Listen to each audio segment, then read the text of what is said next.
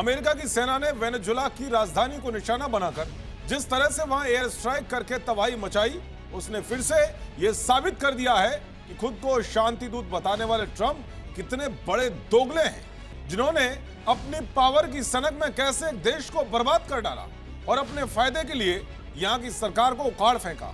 शायद किसी को भी अंदाजा नहीं था कि कुछ ही पलों में वेनेजुला का इतिहास पलटने वाला है। ट्रंप के पास कोई ऐसी वाजिब वजह भी नहीं थी कि किसी देश के राष्ट्रपति को एक आतंकी की तरह उठा लिया जाए। जैसे कभी सीक्रेट ऑपरेशन चलाकर ओसामा बिन लादेन को पकड़कर मारा था, ठीक उसी तरह अमेरिकी सेना वेनेजुला पर बड़ा हमला करके वहां के राष्ट्रपति मादुरो और उनकी पत्नी को उठाकर ले गई। अमेरिका के इस रवैये की दुनिया भर में आलोचना हो रही है।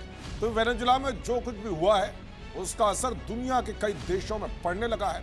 खासकर वेनेजुला में हुए तख्तापलट का भारत पर भी असर होगा। वेनेजुला में उथल पुथल से कैसे भारत को भी नुकसान उठाना पड़ सकता है, आइए आपको बताता हूं। दरअसल भारत और वेनेजुला के बीच राजनयिक संबंध 1959 से हैं। ऊर्जा और तेल सहयोग इन रिश्तों की सबसे मजबूत कड़ी रही है, क्योंकि भारत भी उन देशों में शामिल है जो उससे कच्चा तेल खरीदता है।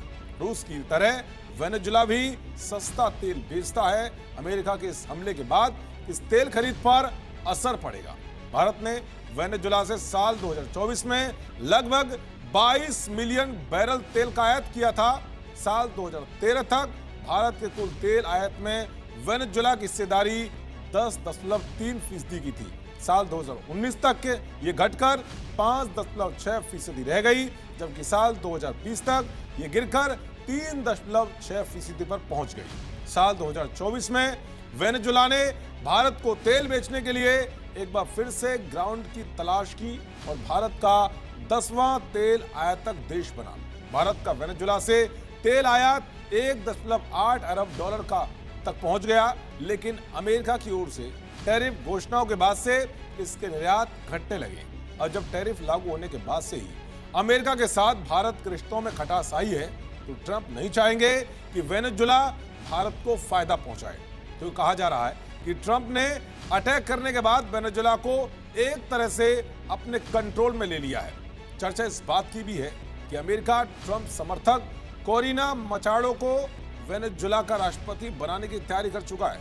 जो मादुरो विरोधी हैं, अब वो सारे फैसले वो लेंगी जो ट्रंप चाहेंगे। ट्रंप पिछले कुछ समय से भारत विरोधी एजेंडा चला रहे हैं, इसलिए वेनेजुला में तख्तापलट भारत के लिए एक बुरी खबर भी है। भारत के नागरिक वेनेजुला में बसे हैं। एक अनुमान के मुताबिक वेनेजुला में करीब 3000 से 5000 भारतीय नागरिक और भारतीय मूल के लोग रहते हैं। इनमें से अधिकतर लोग व्यापारी हैं जो होटल और रेस्टोरेंट व्यवसाय से जुड़े हैं।